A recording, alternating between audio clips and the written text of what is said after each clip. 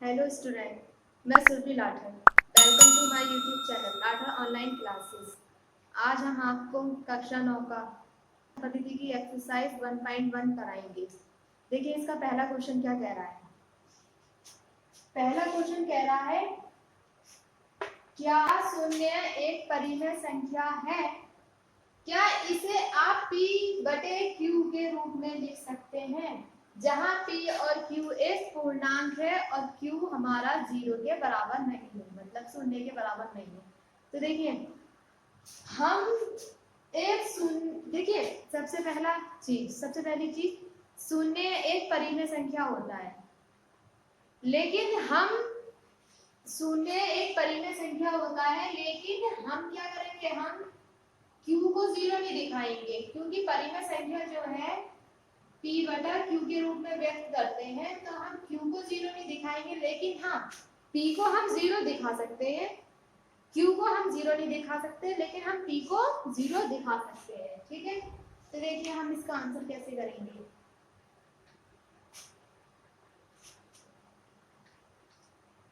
देखिए इसका आंसर जब हम करेंगे सॉल्यूशन, तो सबसे पहले हम लिखेंगे हाँ शून्य मतलब 0 एक परिमेय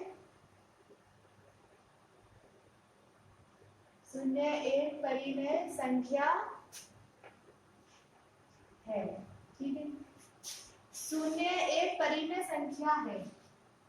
हम p के स्थान पर 0 ले लेंगे, ठीक है, और q के स्थान पर हम 1 2 3 4 कुछ भी नंबर ले सकते हैं। अब देखिए हमें किस में व्यक्त करना है, इसको p बटा q में लिखना है। हमें p बटा q में लिखना है, तो देखो क्या लिख सकते हैं, अगर हम p को 0 लिखें और q को 1, q 0 बटा 1 हो जाएगा। ठीक है, तो देखो जब हम 0 बटा 1 करेंगे तो हमारा ये 0 आंसर आ जाएगा। आ गया ना, परिमेय संख्या आ गई है। दूसरा हम 0 बटा 2 लिख सकते हैं, ये भी हमारी परिमेय संख्या है, क्योंकि q ही तो 0 नहीं आया है, हमारा हर में ही तो 0 नहीं आया है, चाहे उसके लिए हम अंश में 0 क्यों ना लिख दें, हमें हर में 0 नहीं लाना होता अगर परिमेय संख्या निकालनी होती है। जब हम 2 से 0 को भाग देंगे तो 0 ही आंसर आएगा। 0 एक परिमेय संख्या हो गई ना, हो गई। या हम 0 बटा 3 लिखें तब भी हमारा आंसर 0 आएगा, ये भी परिमेय संख्या हो गई। या 0 बटा 4 लिखते हैं तो ये भी परिमेय संख्या हो गई। ये हमारा क्वेश्चन नंबर 1 का आंसर हो गया। नेक्स्ट क्वेश्चन नंबर 2 क्या कह रहा है, 3 और 4 के बीच में 6 परिमेय संख्याएं ज्ञात करिए।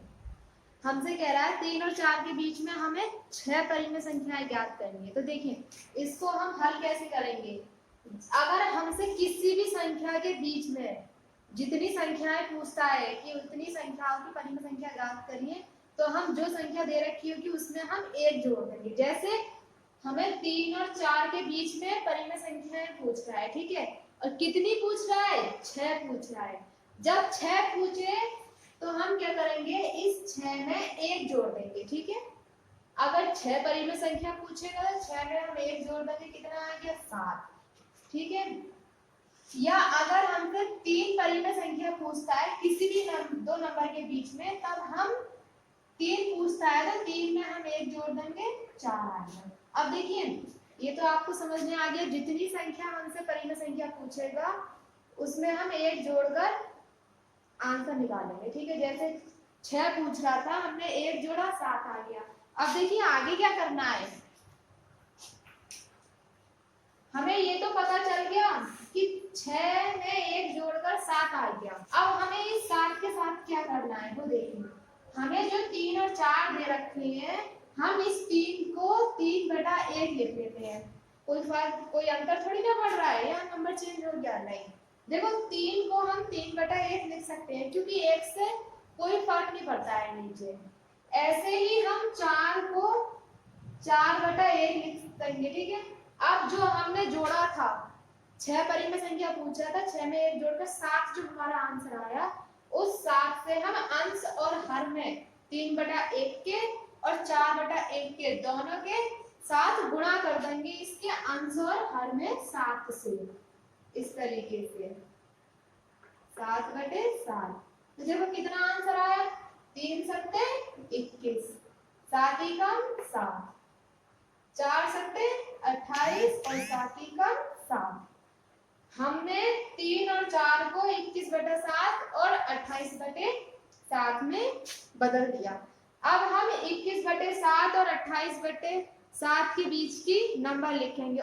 हमें क्या करना है, हमें 21/7 और 28/7 के बीच की नंबर लिखनी है, क्योंकि ये 21 क्या है हमारा 3 है और ये 28/7 क्या है हमारा 4 है। 7 से जब 28 को भाग देंगे 4 ही आंसर आएगा। और किन्हीं भी दो संख्याओं के बीच में हम अनंत परिमेय संख्याएं निकाल सकते हैं। तो देखो कौन कौन सी आ गई हमारी, 21 तो लिख लिया, 22/7, 23/7, 24/7, 25/7, 26/7, 27/7, ये आ गए हमारे, ठीक है। अब देखो ये आए हैं हमारे बीच के नंबर, 21 और 28 के बीच के नंबर ये है, इन्हें गिन के देख लो, क्या ये 6 है, 1 2 3 4 5 6, तो यही हमारा आंसर आ जाएगा, ठीक है। हम लिख देंगे 3 और 4 के बीच 6 परिमेय संख्याएं बराबर 22/7, 23/7, 24/7, 25/7, 26/7, 27/7। आंसर हो गया हमारा ये। क्वेश्चन नंबर 3/5 और 4/5 के बीच 5 परिमेय संख्याएं ज्ञात करिए। कितनी परिमेय संख्याएं ज्ञात करनी है, हल करेंगे हम। कितनी परिमेय संख्याएं ज्ञात करनी है, 5। जब 5 परिमेय संख्याएं ज्ञात करेंगे तो हम यहाँ पर 5 में 1 जोड़ देंगे, कितना आ गया आंसर 6। मैंने पीछे भी बताया था जितनी परिमेय संख्याएं ज्ञात करनी होती है उसमें 1 जोड़ देते हैं, 6 आ गया। और हमारी किन के बीच में ज्ञात करनी है, 3/5 और 4/5 के बीच में। तो हम यहाँ पर लिख देंगे 3/5 और यहाँ लिख देंगे 4/5। जो हमने जोड़े है 5 में 1 जोड़कर जो हमारा आंसर आया है 6, उससे हम 3/5 में आंसर हर में गुणा कर देंगे। ऐसे ही 4/5 में भी आंसर हर में गुणा कर देंगे। 3 छंग 18, 5 छंग 30, 4 छंग 24, 5 छंग 30। अब हम क्या करेंगे, 18/30 और 24/30 के बीच की परिमेय संख्याएं लिख लेंगे। 19/30, देखो 30 तो नीचे सेम रहेगा, बस ऊपर ही नंबर बदल देगी। 19/30, 20/30, 21/30, 22/30, 23/30। कितनी आ गई, अब गिनती में देख लो, 1 2 3 4 5।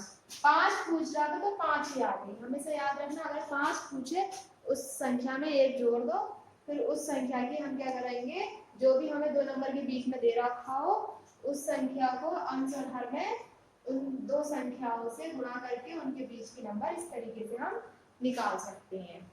क्वेश्चन नंबर 4, नीचे दिए गए कथन सत्य है या असत्य, कारण के साथ अपने उत्तर दीजिए। हमें ये बताना है, ये 3 पार्ट दे रखे हैं, इसमें हमें बताना है कि सत्य कौन सा है और असत्य कौन सा है, और हमें ये भी बताना है क्यों है वो। तो देखिए पहला पार्ट है, प्रत्येक प्राकृत संख्या एक पूर्ण संख्या होती है। ठीक है, हमसे ये कह रहा है जो प्राकृत संख्याएं होती है वो एक पूर्ण संख्याएं होती हैं, सत्य है या असत्य। तो देखिए ये हमारा सत्य हो जाएगा। क्यों? क्योंकि